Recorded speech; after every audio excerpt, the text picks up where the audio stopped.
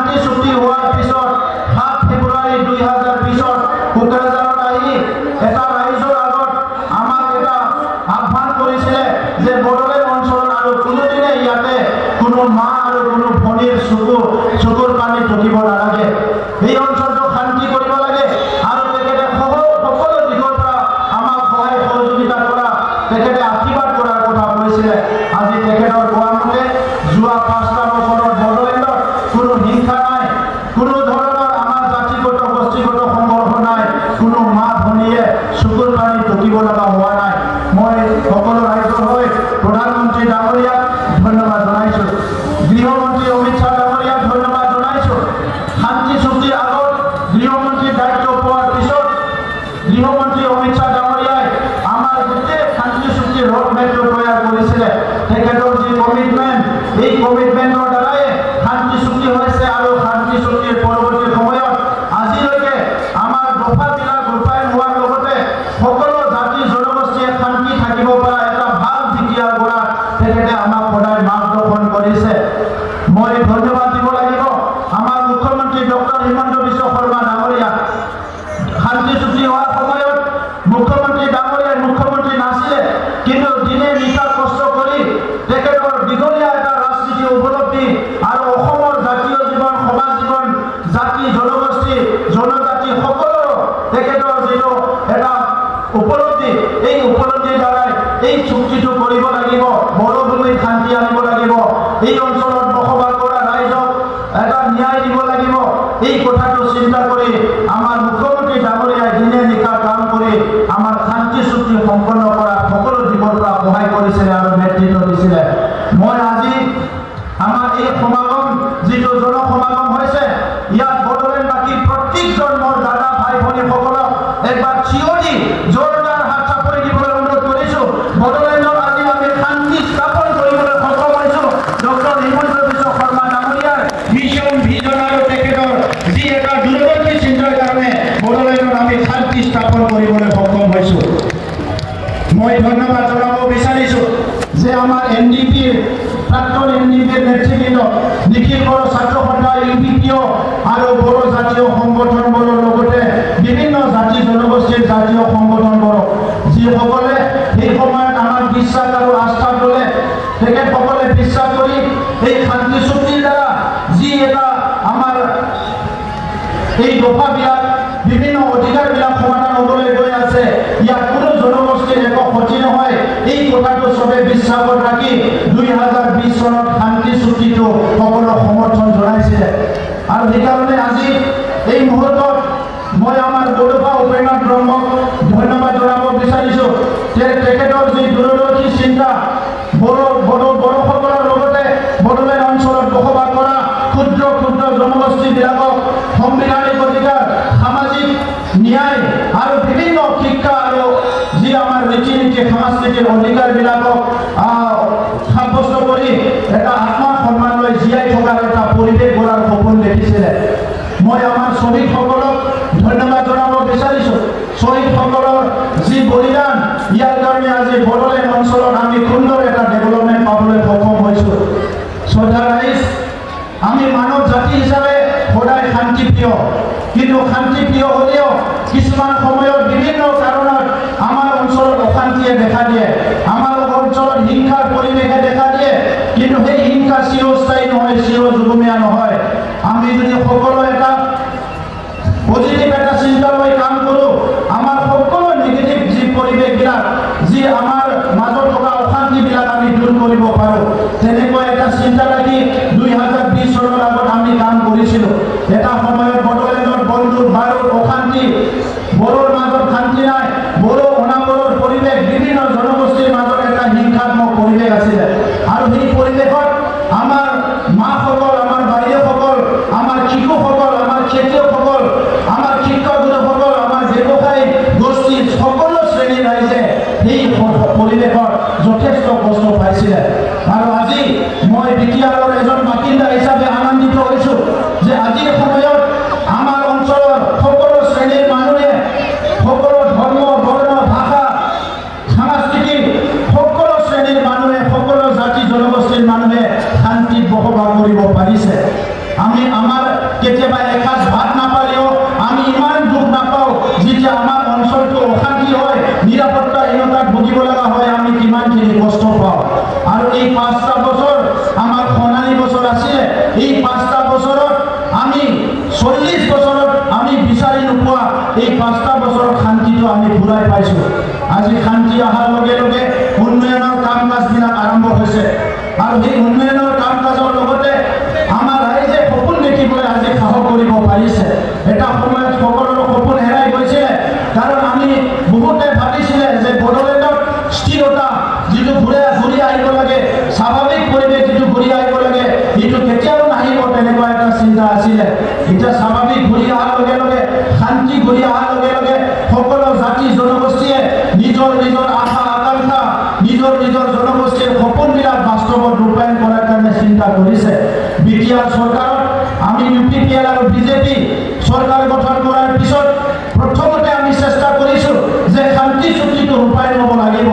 বড়ো জনগোষ্ঠীয়ে সংগ্ৰাম কৰিছে হিচাপে এই সংগ্ৰামী সত্তাক সন্মান জনাই আমাৰ শান্তি চুক্তিৰ বিভিন্ন দফাবিলাক ইয়াত ৰূপায়ণ হোৱাৰ কথাটো আমাৰ চৰকাৰখনে চিন্তা কৰিছে। দ্বিতীয়তে আমি চিন্তা কৰিছোঁ ইয়াত একেলগে সহবাসস্থান কৰা বিভিন্ন জাতি জনগোষ্ঠীয়ে শান্তিত বসবাস কৰিব পৰা এটা পৰিৱেশ কৰিব লাগিব। আমাৰ মুখ্যমন্ত্ৰী ডাঙৰীয়াই অকল শান্তি চুক্তিতে মাৰ্গদৰ্শন কৰিছে এইটো নহয়, যোৱা 4টা বছৰত প্ৰত্যেকটো মুহূৰ্তত প্ৰত্যেকটো সময়ত বড়োলেণ্ডত হোৱা ক্ষুদ্ৰ ক্ষুদ্ৰ ঘটনাবিলাক মুখ্যমন্ত্ৰী ডাঙৰীয়াই আমাক খবৰ লৈছে। তেখেতে আমাক প্ৰত্যেকটো ঘটনাৰ সমাধানৰ পথ আমাক দিছে। সেইকাৰণে আজি বড়োলেণ্ড অঞ্চলত আমি দেখিবলৈ পাইছোঁ বানপানীৰ সমস্যা হ'লে ৰাইজৰ কোনো ধৰণৰ অসুবিধা নহয়। এই বড়োলেণ্ড অঞ্চলত কিবা এটা যদি বেলেগ অঞ্চলত কিবা এটা সমস্যা হৈছে বড়োলেণ্ড অঞ্চলত তেনেকুৱা কোনো সমস্যা নহয়। আৰু ইয়াৰ কাৰণে মই আপোনালোকক সকলোকে ধন্যবাদ জনাওঁ। আমাৰ চৰকাৰখনে চাইছোঁ যে স্বাধীনতাৰ পিছত কোনটো কোনটো সমস্যা সমাধান হোৱা নাছিলে, কি কি মেজৰ ইছ্যু আছে, ইয়াৰ যাতায়াতৰ সমস্যা আছে, ৰাস্তা পদূলি বনাব লাগে। ইতিমধ্যে 4টা বছৰ আমাৰ চৰকাৰ হ'ল, মুখ্যমন্ত্ৰী ডাঙৰীয়াই আমাক গুডউইল মিছন দিছে য'ত আমি ৰাস্তা বনাইছোঁ আৰু বেলেগ বেলেগ যিটো ফাণ্ড আমি পাইছোঁ। আজি প্ৰায় 2000 কিলোমিটাৰ ৰাস্তা আমাৰ এই 4টা বছৰত নিৰ্মাণ কৰা হৈ গ'ল। বড়োলেণ্ড অঞ্চলৰ স্কুলবিলাকৰ অৱস্থা বেয়া আছিলে, আজি 1700 স্কুল আমি ৰিনোভেশ্যন কৰিছোঁ আৰু 150খন নতুন স্কুল নিৰ্মাণ কৰিবলৈ সক্ষম হৈছোঁ। বড়োলেণ্ড অঞ্চলত বড়োৰ লগতে সকলো জনগোষ্ঠীৰ ভূমিৰ সমস্যা আছিলে। এই ভূমিৰ সমস্যাক লৈ বড়ো অনাগৰৰ সৃষ্টি হৈছিলে। আমাৰ মাজত সন্দেহ এটা জনগোষ্ঠী আনটো জনগোষ্ঠীৰ সন্দেহ কৰিছিলে আৰু আগৰ প্ৰশাসনত যিসকল আছিলে, আগৰ শাসনত যিসকল আছিলে, সেইসকলে আমাৰ জ্বলন্ত সমস্যাবিলাক প্ৰায়ৰিটি আৰু ফকাছত ল'ব নোৱাৰাৰ কাৰণে বিভিন্ন মানুহৰ আজি যি বিশ্বাসটো হেৰাই কৰিছিলে। কিন্তু আজি মই আমাৰ ইএমসকল এমচিএসকল সকলোকে মই ধন্যবাদ দিব লাগিব। আজি সকলো একত্ৰিত হৈ টিম হিচাপে কাম কৰা আমি 4টা বছৰত 2,43,000 পৰিয়ালৰ ভূমিৰ সমস্যা সমাধান কৰিব পাৰিছোঁ। অসমত এটা যুগান্তকাৰী এটা পৰিৱৰ্তন, এটা ঐতিহাসিক এটা পৰিৱৰ্তন ভূমিৰ সমস্যা সমাধানৰ ক্ষেত্ৰত আমাৰ মুখ্যমন্ত্ৰী ডাঙৰীয়া আনিছে। বসুন্ধৰা এটা নতুন প্ৰগ্ৰাম আৰম্ভ কৰি পেলাই এই বসুন্ধৰাৰ লেখীয়াকৈ আমি ইয়াত বৈশ্যমুঠি আৰম্ভ কৰিছোঁ আৰু যোৱা 9টা মাহত আমি বৈশ্যমুঠি যিটো আমাৰ পৰ্টেল ইয়াৰ দ্বাৰা অনলাইন সমস্যা সমাধান কৰা আৰম্ভ কৰি 9 মাহত 1 লাখ পৰিয়ালৰ সমস্যা আমি সমাধান কৰিলোঁ। এইটো আমাৰ কাৰণে এটা ডাঙৰ এচিভমেণ্ট। আগতে ৰুৰেল ডেভেলপমেণ্টৰ কামবিলাক হোৱা নাছিলে, আগতে ইৰিগেশ্যনৰ কামবিলাক হোৱা নাছিলে, আগতে বিভিন্ন ডিপাৰ্টমেণ্টৰ কামবিলাক ভালদৰে হোৱা নাছিলে। আমি চেষ্টা কৰিছোঁ সংগ্ৰামৰ বিনিময়ত পোৱা, তেজৰ বিনিময়ত পোৱা এই শাসন যন্ত্ৰটো যাতে ভালকৈ চলাব পাৰে আৰু ইয়াত কেন্দ্ৰীয় চৰকাৰ ৰাজ্য চৰকাৰৰ আঁচনিবিলাক সঠিকভাৱে ৰূপায়ণ হয় আৰু বিটিআৰ চৰকাৰত দিয়া যিখিনি ফাণ্ড সেইটো ভালকৈ ইউটিলাইজ হয়, এইটো নজৰ ৰাখি আমি কাম কৰি আছোঁ। তো ইয়াৰ কাৰণে আজি আমি লাইভলিহুড মিছনৰ আণ্ডাৰত হাজাৰ হাজাৰ লোকক আজি আমাৰ লাইভষ্টক মিছন যিটো পশুপালনৰ আমি সহায় কৰিব পাৰিছোঁ। হৰ্টিকালচাৰত আমি এগ্ৰিকালচাৰত বিভিন্ন লাইভলিহুড কাম কৰাৰ কাৰণে আমি সহায় কৰিব পাৰিছোঁ। আমাৰ শিক্ষাটো ঠিক কৰাৰ কাৰণে KG to PG যিমান অনুষ্ঠান আছে প্ৰত্যেকটো অনুষ্ঠানত আমি সহায় কৰি আছোঁ। অসমত আজি গুণোৎসৱ হৈছে, এই গুণোৎসৱত যিসকল C আৰু D কেটেগৰীত আহে বিটিআৰ চৰকাৰে C আৰু D কেটেগৰীত আমি স্পেচিয়েলি এটেনশ্যন দি পেলাই আমি শিক্ষাটো ঠিক কৰাৰ চেষ্টা কৰিছোঁ। অংক বিজ্ঞান শিক্ষকবিলাকক আমি বাহিৰত স্পেচিয়েল ট্ৰেইনিং কৰি আনিছোঁ যাতে আমাৰ শিক্ষাটো ভাল কৰিব পাৰে। প্ৰত্যেকখন কলেজতে নাগৰ কাৰণে যি ফাণ্ড লাগে এই ফাণ্ডবিলাক কাউন্সিল চৰকাৰে দিয়া আৰম্ভ কৰিছে, যিখিনি আমাৰ ফাণ্ড আছে। গতিকে আজিৰ সময়ত যিসকল আমাৰ শিশু আছে এই শিশুসকলৰ আগতে বহুত সমস্যা আছিলে, school drop out, child abuse, trafficking, বিভিন্ন সমস্যা আছিলে। আজি মুখ্যমন্ত্ৰী ডাঙৰীয়াই অসমখনত শিশুৰ সমস্যা সমাধান কৰাৰ কাৰণে বিভিন্ন পদক্ষেপ হাতত লৈছে। এই পদক্ষেপ নিচিনাকৈ বড়োলেণ্ডতো আমি চাইল্ড ফ্ৰেণ্ডলি বিটিআৰ গঢ়াৰ কাৰণে আমাৰ শিশুসকলে যাতে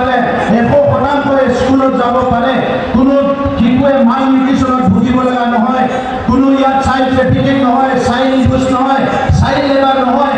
এইকাৰণে আমাৰ টোটেল বাজেটৰ 1% আমি কিশোৰ কাৰণে ৰাখিছোঁ।